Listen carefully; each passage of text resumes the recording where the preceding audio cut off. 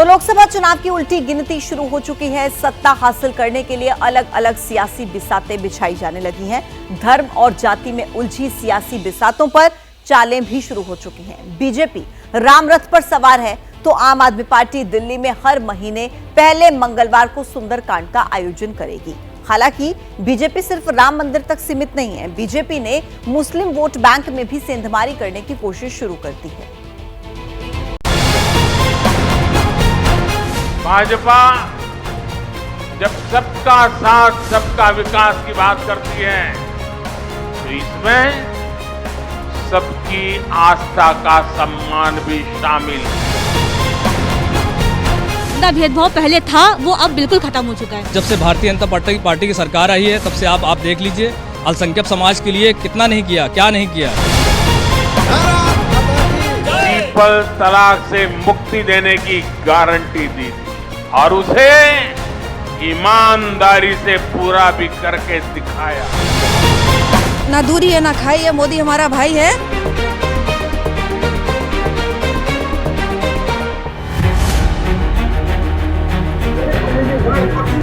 देश की सर्वोच्च सत्ता पर काबिज बीजेपी और मुल्क की 15% आबादी के बीच मिटती दूरी की ये नई कड़ी है।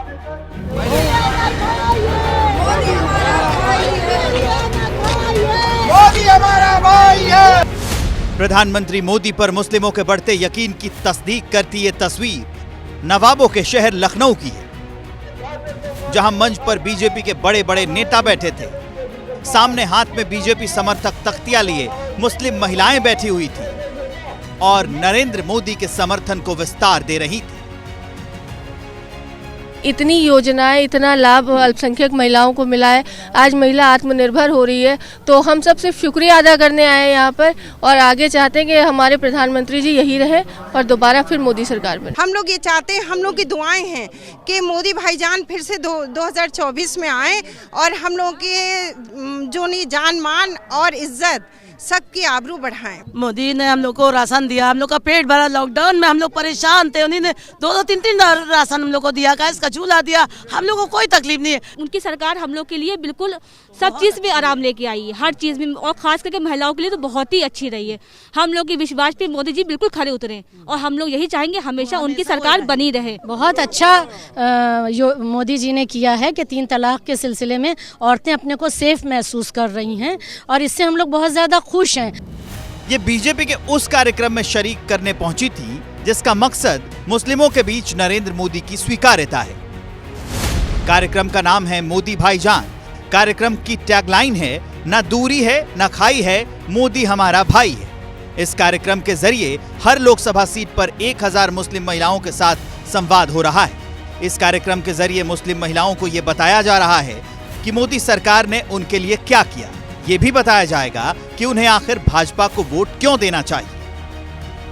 कि हमारे यहाँ लॉकडाउन के समय कोई गवर्नमेंट हमारे पास नहीं आई थी। हमारे पास आया था तो मोदी सरकार और योगी सरकार, इन दोनों गवर्नमेंट ने हम लोगों को 1 महीने में मुफ्त राशन देकर हम लोगों के घर में वो उजाला किया, 2 रोटी का वो उजाला किया कि आज सभी महिलाएं अपना दिल और दिमाग मोदी जी की तरफ लगाकर खड़ी हो चुकी हैं कि मोदी हमारा भाई है, मोदी हमारा भाई है।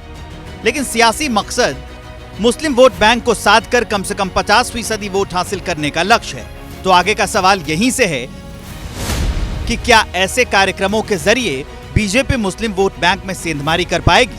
क्या मुस्लिमों के भरोसे बीजेपी 400 सीटों के लक्ष्य को हासिल कर लेगी? अयोध्या में राम मंदिर के बीच बीजेपी पर मुस्लिमों का यकीन बढ़ेगा या घटेगा? ये सवाल इसलिए अहम है क्योंकि मुस्लिमों के भरोसे सियासी आसमान में अपनी पतंग उड़ाने वाले असदुद्दीन ओवैसी कुछ यूं शाब्दिक आंच पर जज्बातों को उबालने की कोशिश कर रहे हैं। मौजूदा दौर में जो हुक्मरान हैं वो पूरी कोशिश कर रहे हैं कि मस्जिदों को गैर आबाद कर दिया जाए, मस्जिदों की अहमियत को कम करके रख दिया जाए, मुसलमानों को इस्लाम से दूर कर दिया जाए। बहुप्रतीक्षित मंदिर निर्माण के बीच जब ओवैसी सरीखे मुस्लिम नेता ऐसी बातें कर रहे हैं तो सवाल है कि मुसलमानों के मन में नरेंद्र मोदी को लेकर क्या है।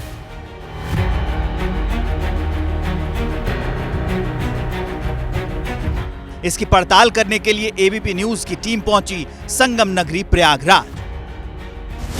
एबीपी न्यूज के रिपोर्टर श्रीनिवास मुस्लिमों के बीच इसलिए पहुंचे क्योंकि 2011 की जनगणना के अनुसार भारत में लगभग 14.2% मुस्लिम थे। देश के करीब 92 लोकसभा सीटों पर मुसलमानों का असर है। हालांकि इनमें से एक भी सीट बीजेपी के हिस्से में नहीं है। ऐसे में सवाल है कि क्या इस बार जब प्रधानमंत्री नरेंद्र मोदी जीत की हैट्रिक का दावा दोहरा रहे हैं, तब मुस्लिम कितने उनके साथ होंगे?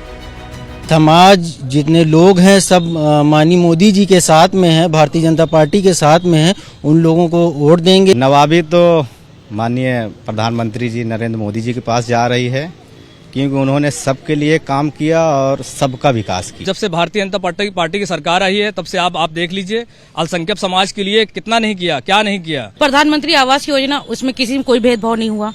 अगर जैसे किसी का घर का निर्माण हो रहा है, उसमें भी 2.5 लाख रुपए का वो फंड दे रही है, तो वो वहाँ पे आपसे कास्ट नहीं पूछ रही कि आप अल्पसंख्यक हो कि क्या हो। ये कहीं पे कोई मामले में पीछे नहीं है ये सरकार, ये आगे चल रही है और चलती रहेगी इंशाल्लाह। आप इतनी योजनाएं हैं कि अल्पसंख्यक समाज के लोग ले नहीं पा रहे हैं, उनको लोगों को जानकारी नहीं है। एक साथ 10-10 योजनाएं आ गई, पता लगा हमने एक योजनाएं ली, 9 योजनाओं के बारे में हमको पता ही नहीं है। बीजेपी से मुस्लिमों की दूरी किसी से छिपी हुई नहीं है। नरेंद्र मोदी के सत्ता में आने के बाद अगड़े मुस्लिमों का समर्थन बढ़ा है, लेकिन पिछड़े मुस्लिमों का समर्थन घटा है। 2014 में मुस्लिम के 4% अगड़े तबके ने बीजेपी को वोट दिया था, जबकि ओबीसी मुस्लिम वोट की तादाद 11% थी। 2019 में अगड़े मुस्लिम वोट की तादाद 1% बढ़कर 7% हो गई, जबकि ओबीसी मुस्लिम वोट 8% रह गई। तो सवाल है कि अयोध्या में मंदिर निर्माण के बीच मुसलमानों के मन में क्या है?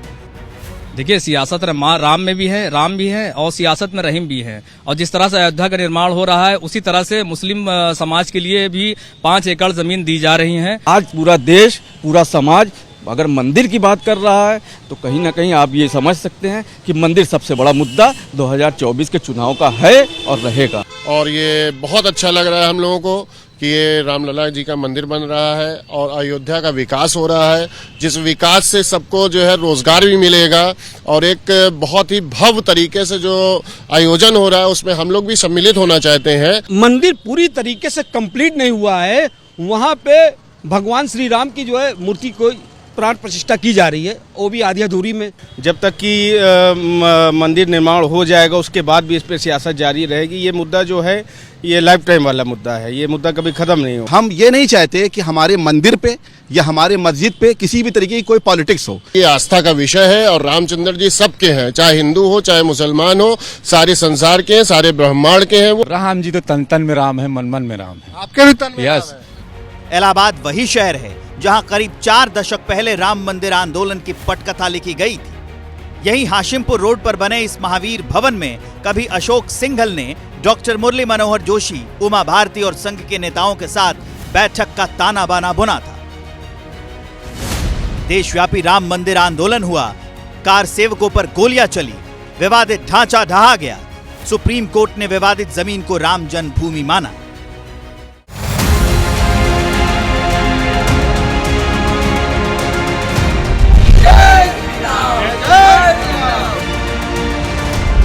अब जब राम का भव्य मंदिर बनकर तैयार है, बीजेपी इसके जरिए सनातनियों को साधने की कोशिश कर रही है और दूसरी ओर पीएम मोदी का नाम लेकर मुस्लिमों के बीच विश्वास को आकार देना चाहती है। सवाल है कि क्या ऐसा मुमकिन है?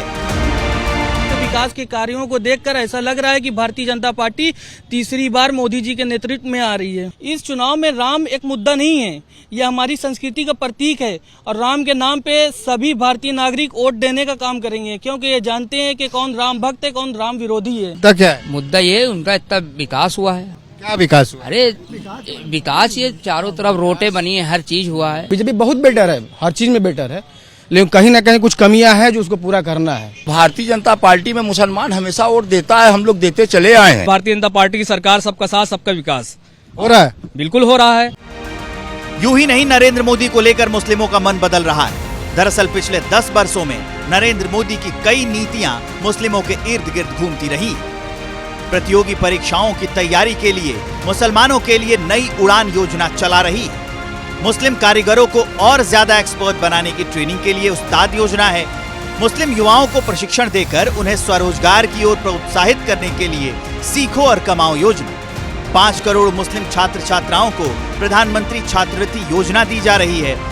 भारतीय संस्कृति की समग्र अवधारणा के तहत अल्पसंख्यक समुदायों की समृद्ध विरासत को संरक्षित करने के लिए हमारी विरासत योजना चलाई जा रही है। यही वजह है कि मुस्लिमों की एक बड़ी आबादी ऐसी है जो मंदिरों से इतर विकास की बात को तरजीह देकर बीजेपी कर रही है। यशस्वी प्रधानमंत्री के नेतृत्व में इतनी योजनाएं निकल गई हैं और आप भी सब देखेंगे, अगर मुख्यमंत्री योगी आदित्यनाथ जी आते हैं मंच पे और अगर पहला पुरस्कार या चेक बांटते हैं योजना के तौर पे, तो सबसे पहले मुस्लिम समाज की महिलाओं के हाथ में पहले वो देते हैं। जो चाहते हैं हमारी आने वाली जनरेशन, अगर आज मैं यहाँ पे हूँ तो वो वहाँ पर हो, वो विकास को चुनेंगे, वो जाति धर्म में नहीं जाएंगे। विकास होता नजर आ रहा है क्या? क्यों नहीं हो रहा है, क्यों नहीं हो रहा है? मैं एक महिला होने के नाते कह सकती हूँ, मैं सुरक्षित फील करती हूँ। पहले इलाहाबाद में देखिए गलियां, रोड, चौराहा देखिए, एकदम अजीबोगरीब था। आज देखिए अगर तो लगता है कहीं हम दूसरी जगह आ गए, तो इतना विकास हुआ है। वतन हिंदुस्तान जिंदाबाद, जिंदाबाद। हालांकि हर कोई ऐसा नहीं सोच रहा है। मुस्लिमों के बीच एक बड़ी तादाद ऐसे लोगों की भी है जिन्हें लगता है कि राम मंदिर का जिक्र कर विकास की फिक्र से ध्यान भटकाने की कोशिश। बात विकास की होनी चाहिए, ना कि मंदिर मस्जिद की। ये पॉलिटिक्स नहीं होना चाहिए। आज के युवा चाहते हैं कि रोजगार पे बात हो, मुद्दे की बात हो। मुद्दे से हट के धार्मिक बात करना ये किसी भी तरीके से कोई जायज नहीं है, ना सही समझ में आता है हम लोगों को। रोड बढ़िया बनी है, लेकिन रोजगार नहीं है। लोगों के पास स्कूल शिक्षा इतनी महंगी हो गई है कि गरीब का बच्चा पढ़ने के लिए महरूम हो गया है। ऐसे में बीजेपी मुस्लिम महिलाओं के आसरे अपना वोट बैंक बढ़ाने की तैयारी में है और लखनऊ में हुआ ये कार्यक्रम उसी का विस्तार है।